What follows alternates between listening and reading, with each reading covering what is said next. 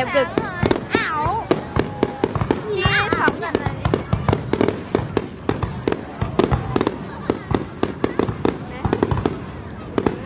Quay lên một chút. Nhìn nó chẳng đẹp nữa nhỉ. Khó cực.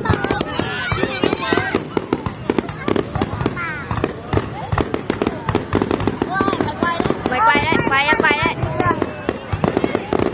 Họ điều khiển đấy.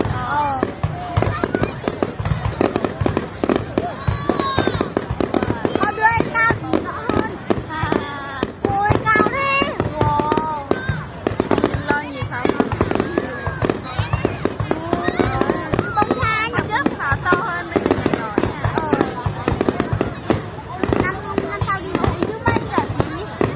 Không khỏi đấy. Khỏi thôi. 1 phút được rồi đấy, được 1 phút rồi đấy. 15 phút đi vô. Wow. Ước gì nó bắn anh hình nhỉ? Cả nó. Bố mẹ sẽ nghe thấy. Chắc cũng nhìn thấy thôi. Mình nghe này nhỏ nhưng mà trong màn mình nghe to kìa. Ước gì bố mẹ ở đây. Ôi trời ơi, bố mẹ được gì hết rồi. Cầm đi. Ngồi ấy. Sao đâu? Muốn xem thôi hả? Đấy, chỉ cần cầm thế này thôi, mình vẫn xem thôi. Ôi dồi ôi, đẹp ngoài đẹp hơn. Xem ngoài đời đẹp hơn, xem đi. Cứ kệ nó đấy.